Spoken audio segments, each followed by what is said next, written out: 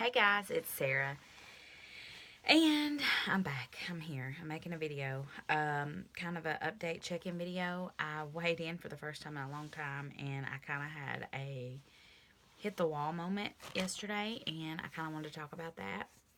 Um, so you guys know, if you've been following my journey for very long, that I started this journey not in my highest recorded weight, but right before surgery, I was 357. Um, I initially lost around 180 pounds in October of 2000. No, January 2014. We found out we were pregnant with Oz. He's 3. He'll be 4 in September. Then last year, I had surgery April 26, 2012. So I'm 6 years post-op. Last year around May, we found out we were pregnant with baby number 2. With the first pregnancy, I gained around 40 pounds. I lost initially, not the whole 40, but about 20 pounds. And then with breastfeeding and the lack of attachment and pumping constantly, I had some issues. And I have ebbs and flows. So, but I started a ketogenic lifestyle in August of 2017.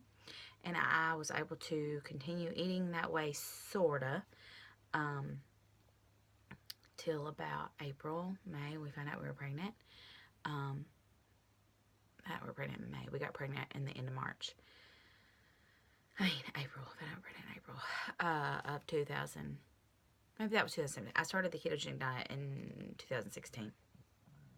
Right? Yeah. I'm all over the place. I'm sorry. With that pregnancy, I gained another 40 pounds. About. At some point, I kind of quit weighing myself and I kind of quit checking in. Initially, after her birth, I lost quite a bit of weight, probably 20 pounds or so. But I am back up on the scale. As of this morning, I am 267.0 pounds even. I had told myself initially that I wasn't going to weigh in and I wasn't going to tell you what I weigh, but that's unfair. You guys have been with me on this journey so far, and there's no reason to keep you in the dark now. I will tell you that I have been looking for shorts all summer, that none of my summer clothes fit from last year, or the year before, or the year before that. And I was pregnant last year, and I didn't gain a lot of weight those first, summer months or whatever. But and some things I continue to wear, but I just like put a band or something on them, that were that's not really cool to do when you're not pregnant, but I have tried to do that. But I am just really big. I have been looking for shorts for quite some time now and not been able to find any, not been very successful. And the place that I go to exchange, I take all my clothes now, the resale shop, consignment shop. I went in yesterday to pick up some money and to see if they had any shorts, because I've been trying on shorts even at Walmart and just not been. And I'm just unhappy with the way my body looks just in general. And I saw and bought a size of shorts that I never thought I would see again. I also never thought I'd weigh 267 pounds, but I'm still 100 pounds down. But I never thought I'd see this size again. And that really bothered me. Of course, Brianna reminded me that these were resale shorts. They weren't brand new and they'd been washed and dried. And there was no stretch or give in them. And I prefer a stretch or a give, even when I was at my smallest.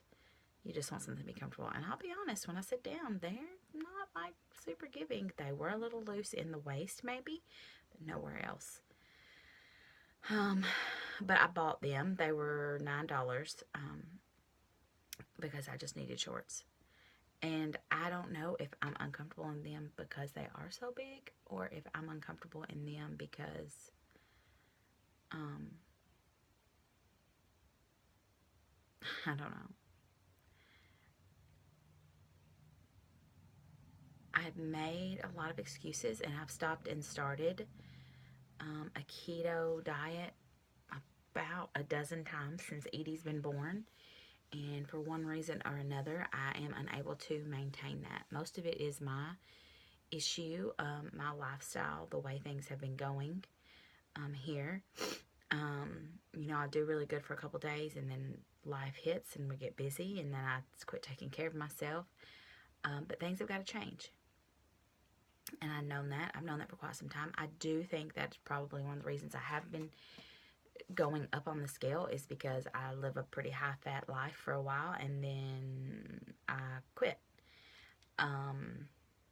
Also, this past week, I think it was last Saturday, I had a little issue with some heart palpitations and a racing heart rate, and it was after I had had about 6 ounces of wine, and then I had a slice of pizza, and then a couple hours later I had like this Dorito salad thing that my sister-in-law makes without the lettuce, because she'd forgotten about lettuce, and it's normally lettuce, beans, Doritos, Catalina dressing.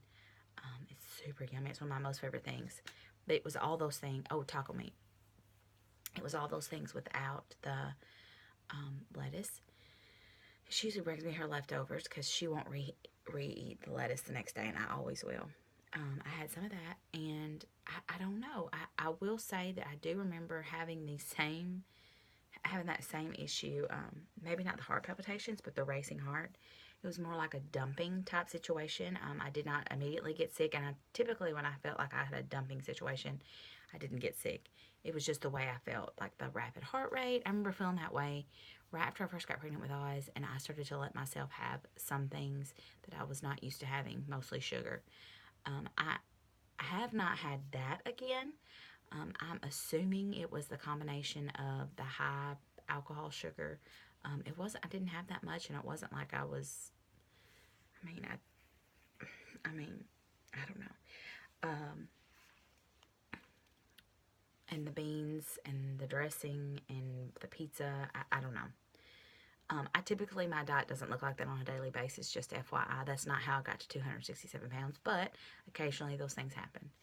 I'm also not a regular drinker.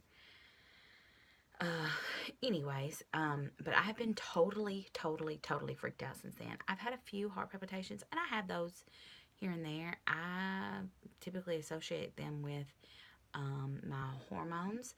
I am still breastfeeding, and breastfeeding often, and so I have not had a postpartum period yet. So I really don't know where I'm at in my cycle.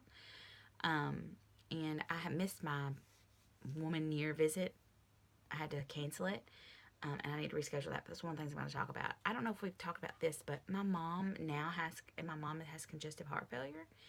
And recently, my dad was talking, and he was like, if we'd have caught this earlier, maybe we wouldn't be in the stage we are now. And it's really hit home with me. One of the reasons I thought that my heart palpitations were hormonal was because my mother always told me that hers were. And looking back, I'm now thinking, were those hormonal? I don't want to be a hypochondriac, but I, do weigh 260 pounds, and I don't want to, I had this surgery to become healthy and be a mom, and that is a gray hair, y'all. Anyways, I am rambling, but things have got to change. So as of today, I'm going to take you on my get back on track journey. And you may be asking yourself, well, how's this going to be different? How many times have you made this video before? And you know what? I don't care. I can make this video 12 times if I need to. If the one time it sticks. Some things I'm not necessarily going to be doing are keto.